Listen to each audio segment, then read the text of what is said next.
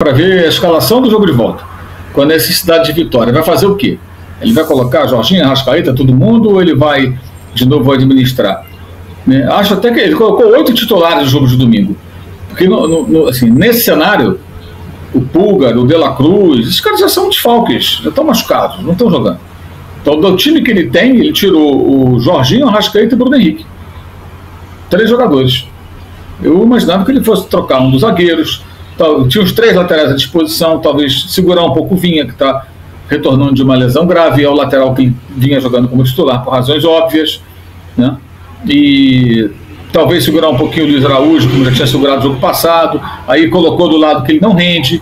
Para colocar o Luiz Araújo para jogar pela esquerda, era melhor ter, sei lá, colocado o Wallace Ian, buscado uma outra saída, enfim, não gostei. Até sacrifica muito o Luiz Araújo. A diferença de rendimento dele quando joga no lado esquerdo para a relação ao direito é muito grande, né?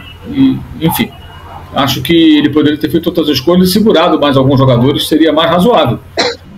Mas acabou, você vê, manteve a zaga e a zaga foi que cometeu o erro, né? Um dos zagueiros. No caso ali, acho que é um erro coletivo, mas tem a assinatura final do Léo Pereira. Para mim, aquilo ali é soberba, cara.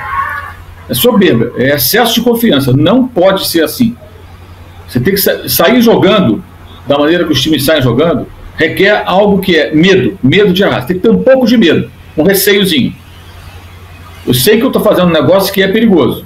Eu tenho que fazer, mas eu tenho que estar atento. Eu não posso me desconcentrar um segundo. E ele passou uma bola atravessada no pé do adversário. O Coelho nem estava longe, ele estava a uma distância próxima ali. Não foi difícil para ele se antecipar. Então, esse tipo de erro eu acho muito grave. Parecido com o erro do Martinelli contra o Palmeiras, no gol lá do Vitor Roque. Ele nem estava pressionado e deu a bola no pé do jogador do Palmeiras, o cara entrou e fez o gol. Mesma coisa. Uma coisa é você sofrer a pressão e perdeu a bola, tipo o Bayern de Munique, Flamengo. A outra é você tem a bola dominada e você entrega no pé do adversário. Ele não tinha opção de passe, bola longa. O time sabe fazer isso, o time usa a bola longa. Então por que ele fez aquilo? Isso merece uma discussão séria lá dentro. Eu entendo que na coletiva ele tenha se esquivado da pergunta, que ele não vai querer criticar o jogador dele publicamente. Embora a minha pergunta tenha sido: qual a sua recomendação, né, para momentos em que a linha de passe está toda fechada, o jogador não tem para quem passar a bola com segurança, o que ele faz? Insiste? Ou faz o quê? Ele fala: não, sou eu que peço a fazer isso. A gente sabe que ele pede para fazer e eu acho que está certo. A questão é naquele cenário. Ele alegou que não tinha visto ainda a jogada. Ok, então eu acho que ele não respondeu completamente, porque talvez para isso tivesse que criticar o jogador, né? Ele não vai querer criticar publicamente. Diferente do caso do Pedro, que ele criticou por uma outra razão. Aí ele falou publicamente, mas geralmente os técnicos evitam fazer críticas em coletiva aos seus atletas. Mas o erro foi um erro muito grave, muito grave. Isso não pode passar. Isso requer conversa, cobrança, discussão interna. Não é para mandar embora, cortar, não serve mais, quer bagre, nada disso. O Léo Pereira é um ótimo zagueiro, mas é preciso conversar sobre isso, né? E acho que o Flamengo pôs em campo um time para tentar ganhar o jogo. Agora não está produzindo bem. O segundo tempo foi uma bagunça, time totalmente mexido. Time de segundo tempo, vamos lá: era Rossi, Emerson Royal, Léo Pereira, Léo Ortiz, Léo Pereira e Ayrton Lucas. Então você já tem aí, os 2 laterais mudaram. Aí tinha o Everton Araújo, o Saul, o Alan, os 3 no meio. Aí na frente tinha o Wallace Ian, Pedro e Samuel Lino. Olha esse time. Os caras nem se conhecem. Samuel Lino chegou antes de ontem e jogou. Ele vai ser apresentado hoje. Nem foi apresentado oficialmente, já jogou. Jogou bem e tal, mas assim, totalmente aleatório o jogo. Os caras não se conhecem, os caras não treinaram, os caras mal conviveram. O Royal não jogava desde janeiro. Ele foi relacionado para os jogos finais aí da temporada do Milan, mas não entrou em campo. O Saúl jogava desde maio. O Lino que jogou, agora recentemente no Mundial de Clubes, né? Mas assim, os caras estão sem jogar, sem ritmo. Você põe 3 desses, mais jogador voltando de lesão. Ficou uma confusão danada. O time não tinha nada, era um jogo totalmente aleatório. Eu acho que exagerou e, ao mesmo tempo, isso é uma demonstração de como a Copa do Brasil é vista como algo, como disse o Bernardo Ramos, né, terciário, né? A competição menos importante. Ele fez experiências no jogo, ele mudou tudo, botou todo mundo para jogar, para ver como é que os caras saem. Até para dar ritmo, né, Mauro, para os reforços, né? Mas, veja bem, você está fazendo isso num jogo que você... Como falou o André, o time ficou Frankenstein, pô. Vamos tentar aí, vamos testar os caras. Então, assim, eu acho que é certo tratar a Copa do Brasil como uma competição menos importante, mas dá para fazer melhor. Dá para fazer melhor. O erro do Atlético, o gol surge no momento, o Atlético não pressiona a saída o tempo todo. Aí um momento que o Atlético sobe, o Flamengo entrega a bola. O Atlético não é o Bayern de Munique, gente. Esse tipo de erro, assim, eu acho que é inaceitável e ele estava madurinho para acontecer. Até alguém fala, claro que uma hora vai errar. Eu estou falando de forma específica. Esse tipo de erro estava sendo ensaiado, especialmente pelo Rossi. O Rossi várias... E outra coisa, o chute foi cara a cara, mas até defensável. Até defensável. Foi na mão dele, inclusive. Mais um pouco ele teria feito a defesa. Seria uma grande defesa. Não foi uma... É o que eu falo sempre, não é frango, mas a bola dava para pegar. Dava para pegar. Embora tenha sido muito de perto, dava para ele pegar. E toca ainda na bola. Vai um pouco mais firme.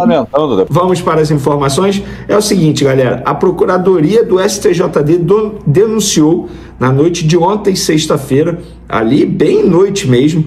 Eu, por exemplo, já estava deitado, só fui ver a notícia hoje pela manhã, no sábado pela manhã, que o STJD divulgou de maneira oficial, denunciando o atacante Bruno Henrique por manipulação envolvendo apostas esportivas, ainda naquele caso, aquele jogo contra o Santos.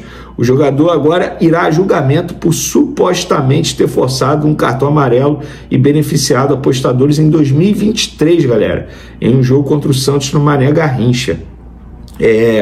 O STJD divulgou no site que Bruno Henrique foi denunciado em vários artigos do Código Brasileiro de Justiça Desportiva. Artigo 243, artigo 243, hífen A, parágrafo único, artigo 184 e artigo 191, além do artigo 65, 2, 3 e 5 do Regulamento Geral de Competições da CBF de 2023. As penas acumuladas vão de suspensão de 360 dias até 720 dias e também suspensão de 12 a 24 partidas e 3 multas de 100 a 100 mil reais. Gente, é muita denúncia isso aqui.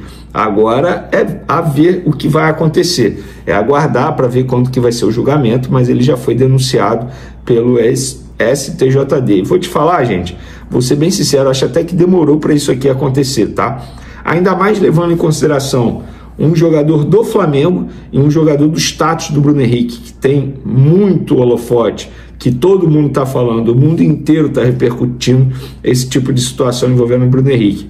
Mas torcer, tal como eu torci para o Paquetá, que a justiça fosse feita, que ele não tivesse realmente nada, nenhum envolvimento, eu vou torcer também para o Bruno Henrique, porque além de ser um ídolo do Flamengo, é um cara que particularmente, assim, eu acho que todo mundo torce por ele, é um cara, dá para ver que tem um coração bom, mas a justiça precisa ser feita.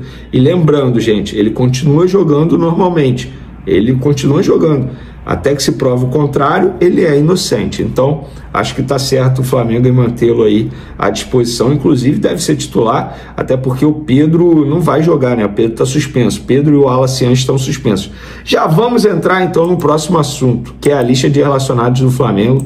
Tem novidade, tanto novidade boa quanto novidade ruim. Relacionados, vamos lá. Alexandro, Alan, Ayrton Lucas, Bruno Henrique, Cleiton de Arrascaeta, Diogo Alves, Emerson Royal, Everton Araújo, Varela, João Vitor, Jorginho, Juninho, Léo Ortiz, Léo Nanete, Léo Pereira, Matheus Gonçalves, Plata, Rossi, Samuel Lino, Saul, Vitor Hugo de volta e Vinha. Aí é novidade boa, Vitor Hugo. Cara, eu torço muito para que o Vitor Hugo consiga dar a volta por cima e se firmar nesse time do Flamengo. Desde o primeiro momento, Felipe Luiz não gostaria de utilizá-lo, tanto é que ele seria negociado ao Famalicão. Mas aí o Flamengo voltou atrás após a repercussão negativa por conta do modelo do negócio e desde então não apareceu mais nada, nenhuma proposta. Então, diante de muitos desfalques, o Vitor Hugo foi relacionado, convocado pelo técnico Felipe Luiz, até porque ele vem treinando normalmente, tem condição de jogo, retornou de empréstimo, está bem fisicamente, não é um jogador que se machuca muito, isso precisa ser dito. Eu vou torcer muito para que ele dê a volta por cima com a camisa do Flamengo. Ausências, eu vou ler aqui exatamente o que o Flamengo divulgou. Luiz Araújo está fora da relação por controle de carga e Matheus Cunha, o goleiro que já assinou pré-contrato com o Cruzeiro, está fora em função de uma tendinite patelar no joelho esquerdo. Agora, outros 2 jogadores que também estão fora e não entraram no comunicado oficial do Flamengo, Michael e Everton Cebolinha. Esses 2 jogadores a gente trouxe nas nossas redes sociais que eles não seriam relacionados. E, segundo eu apurei, e eu vou ler exatamente como eu botei aqui, porque foi o que eu apurei, Cebolinha está fora do jogo do Flamengo contra o Ceará, que vai dar continuidade ao trabalho de recuperação da tendinite que ele está sofrendo aí. E Michael também seguirá como desfalque. Michael não é relacionado pelo Flamengo desde o dia 12 de julho. O Cebolinha desde o dia 27 de julho. São 2 jogadores que atuam numa posição que o Flamengo fez uma baita contratação, que é o Samuel Lino, e 2 jogadores que fisicamente eles não conseguem entregar mais. Tanto é que estão aí, sendo desfalques e não tem lesão. Isso que chama mais atenção. Mas, enfim, acho que o Flamengo vai ter muita dificuldade de negociar esses 2 jogadores, sobretudo o Everton Cebolinha, que tem contrato curto com o Flamengo até o meio de 2026. Não faz o menor sentido uma equipe do exterior chegar aqui e contratar o Everton Cebolinha por uma cifra alta, sendo que daqui a 4 meses... Fala, nação rubro-negra. A diretoria do Flamengo mostrou novamente que está focada em manter um elenco forte e competitivo, recusando uma proposta milionária da Europa por um dos seus principais jogadores, o zagueiro Léo Ortiz, destaque absoluto da temporada e titular incontestável da defesa rubro-negra.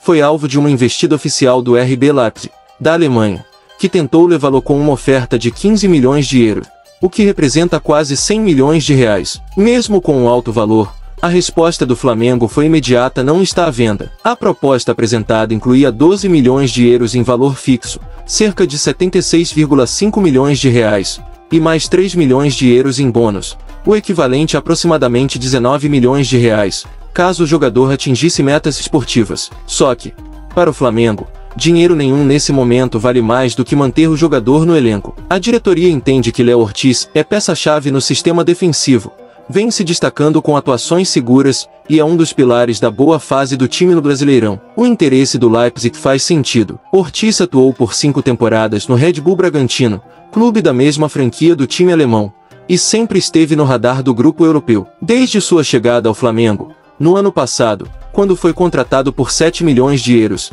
37 milhões de reais na época, o defensor cresceu de produção, assumiu o protagonismo na zaga e virou líder técnico e emocional dentro do elenco. O movimento do Leipzig foi liderado por Mário Gomes, ex-atacante da seleção da Alemanha e hoje diretor técnico do grupo Red Bull. O Flamengo não apenas recusou, como deixou claro que o jogador é tratado como peça estratégica no projeto esportivo do clube. A prioridade da diretoria é manter os atletas que são fundamentais na briga pelos títulos em disputa este ano, e abrir mão de Léo Ortiz agora seria enfraquecer a defesa em um momento decisivo da temporada. Vale destacar que o jogador vem demonstrando grande comprometimento, excelente forma física, leitura de jogo e segurança nas jogadas aéreas, e não encontram qualidades que fazem dele um dos melhores zagueiros em atividade no futebol brasileiro hoje. Além disso, sua experiência e liderança no vestiário também são valorizadas pela comissão técnica. Hoje o Flamengo tem estrutura, tem finanças organizadas e poder de decisão, e quando decide segurar um jogador,